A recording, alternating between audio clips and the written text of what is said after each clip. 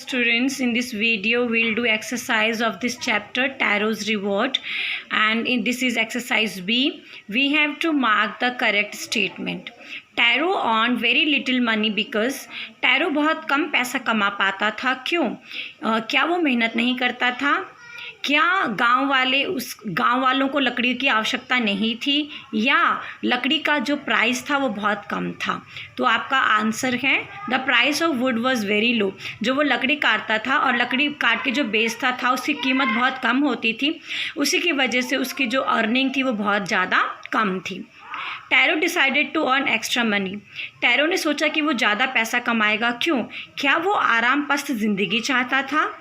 क्या वो अपने पापा के लिए साके खरीदना चाहता था, या जो उसकी झोपड़ी टूट चुकी थी वो उस झोपड़ी के ठीक करवाना चाहता था? So your answer is to buy his old father some साके.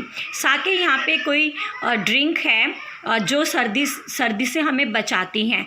तो वो अपने बूढ़े पापा के लिए साके खरीदना चाहता था, इसीलिए वो पैसा भी ज़्यादा कमाना चाहता था. टैरो एक बहुत ज़्यादा ओबीडियंट बेटा था जो अपने पापा को बहुत प्यार करता था. द नेबर लेफ्ट टैरोज हट इन अ हरी बिकॉज एक लेडी उनके घर आई जो कि उनकी नेबर थी, और टैरो के पापा ने उसको पूरी बात बताई है साके से रिलेटेड कि किस प्रकार झरने से साके लेके आया है उसका बेटा. तो जब नेबर ने ये बात सुनी वो जल्दी से उनके घर से चली गई. क्या रीज़न था? क्या वो ड्रिंक को पी के बहुत ज़्यादा खुश हो गई थी, या वो टैरो की कहानी सुन के बहुत ज़्यादा हैरान थी? एस्टॉनिश्ड हैरान, डिलाइटेड खुश, या she wanted to tell the whole village about the waterfall, या वो गांव में सब लोगों को झरने के बारे में बताना चाहती थी कि झरने में जो साके बह रहा है उसके बारे में बताना चाहती थी. सो your answer is third option. So now in exercise A, few qualities of tarot are given, but हमें टैरो की उस क्वालिटी को करेक्ट करना है या मार्क करना है जो कि इस स्टेटमेंट से हमें पता चलती है.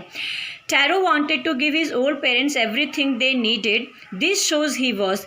टैरो अपने अपने बुजुर्ग माता पिता को सब कुछ देना चाहता था. इससे पता चलता है कि वो एक थॉटफुल बेटा था, एक लविंग बेटा था, एक कंसिडरेट बेटा था और एक काइंड बेटा था. मतलब कि टैरो अपने माता पिता की ज़िंदगी के बारे में, खुशियों के बारे में बहुत ज़्यादा विचार करता था और चाहता था कि वो खुश रहे. लविंग, वो अपने माता पिता से बहुत प्यार करता था. कंसिडरेट होता है चिंता करना, अपने माता पिता की स्वास्थ्य की उसे चिंता रहती थी. और काइंड, वो अपने माता पिता के स्वास्थ्य के प्रति उसको दया भाव भी रहता था. सो in exercise B, we have to write this made Tarot sadder than ever. इस statement में, in this statement, this word is used for what thing, or this refers to what? So this refers to Tarot's inability to buy expensive sake for his father. यहाँ पे जो this word है वो इस बात के लिए यूज़ किया गया है कि टैरो बहुत ज़्यादा दुखी है क्योंकि वो अपने पापा के लिए जो महंगा साके होता है वो खरीद नहीं सकता, इसीलिए वो बहुत ज़्यादा दुखी था. This, said the emperor, was to encourage all children to honor and obey their parents. अब यहाँ पे जो this है वो एम्प्रर ने, राजा ने किस चीज़ के लिए यूज़ किया? राजा ने this वर्ड यूज़ किया है rewarding Tarot with gold and giving the fountain his name. वो जो फाउंटेन टैरो ने ढूंढा जिसमें टैरो ने जब टेस्ट किया पानी को तो उसको वो साके मिला, तो एम्प्रर ने, राजा ने उस झरने का नाम टैरो रखा और टैरो को काफ़ी सारा सोना दिया. इसलिए उसने ये इसलिए किया ताकि जो बच्चे हैं वो अपने माता पिता की सेवा करें, अपने माता पिता का कहना माने और वो टैरो के जैसे एक आदर्श बेटा बने.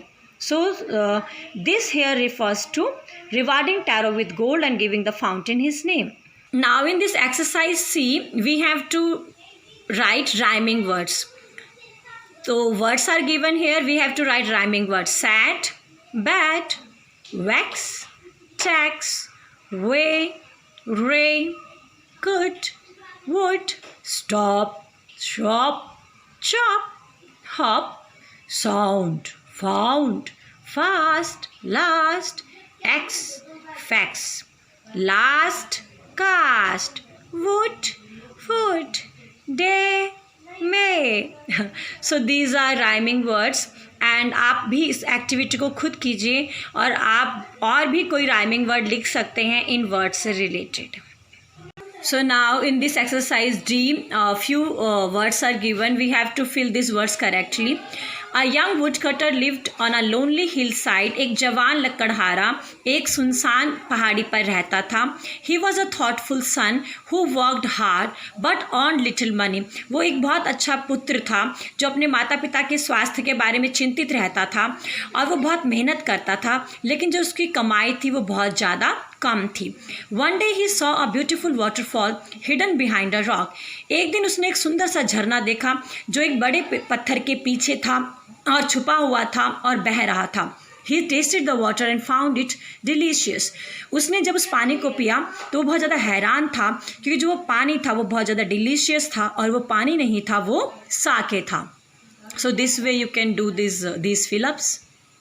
Now in this question number 2, we have to fill these blanks as per the story, and I would like to highlight one thing that wherever there is than word in the sentence, I have circled this word. ये मैंने आप लोगों के लिए circle किया. अगर आपके sentence में than होता है, यहाँ पर भी है देखो, अगर आपके सेंटेंस में than होता है तो आपका जो एडजेक्टिव गिवन है आपको उसका कंपेरेटिव फॉर्म भरना होता है. So whenever there is than in a sentence, you have to fill the comparative degree. Okay students, you have to keep this in mind. So this made tarot sadder then ever. Tarot और ज़्यादा निराश हो गया. Comparison हो रहा है कि अब वो और ज़्यादा निराश है. He decided to work harder than before. और उसने पहले से ज़्यादा मेहनत करना स्टार्ट किया. अगली सुबह टैरो अपने बिस्तर से जल्दी उठा. उसके बाद उसने चॉपिंग किया. चॉप होता है छोटे छोटे टुकड़े करना, छोटे छोटे टुकड़े करना, काटना, दैट इज़ कॉल्ड चॉप. वो और तेज़ी से चॉपिंग करने लगा लकड़ियों की. और अगली मॉर्निंग को जब टैरो काम पे उठा तो वो और सुबह से भी जल्दी उठा.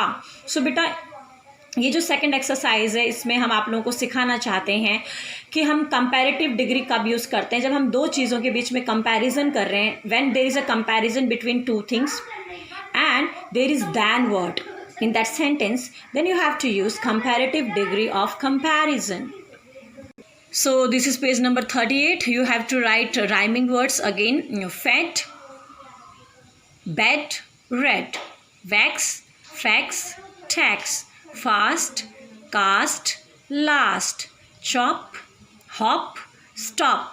हॉप का मतलब होता है उछलना कूदना, चिड़ियों के सेंस में आता है. यंग, रंग, संग. जो रंग है ये second form of ring, sorry ring, rang, rung third form of ring है. Ring, rang, rung. Similarly sing, sang, sung third form of सिंग.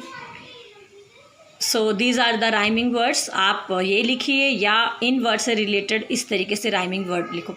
बेटा अगर आप कोई वर्ड क्रिएट करते हो तो उसके लास्ट में जो 2-3 लेटर्स होते हैं, अगर आप कोई ऐसा वर्ड लिखोगे जिस वर्ड के एंड में वो 2-3 लेटर्स होंगे तो डेफिनेटली ये वो वर्ड्स इससे राइम करेगा. अब जैसे इसमें AX है, इसमें AX है, इसमें AX है, तो इनकी राइमिंग ज़रूर होगी. इसमें AST है, इसमें AST है, इसमें AST है. इनकी राइमिंग होगी. आप इन वर्ड से रिलेटेड ऐसा कोई और वर्ड ढूंढो जिसके एंड में ED हो, तो ऑलमोस्ट वो इस वर्ड से राइम करेगा. राइट. राइमिंग करने के लिए आपको जो लास्ट के 2-3 लेटर्स होते हैं वो ही लेटर्स आपके वर्ड में होना चाहिए, तो आप वाला वर्ड इन वर्ड से राइम करेगा. आई होप आपको ये एक्सरसाइज समझ में आई होगी. Thank you. Stay safe, stay happy. Video पसंद आती है तो लाइक कीजिए.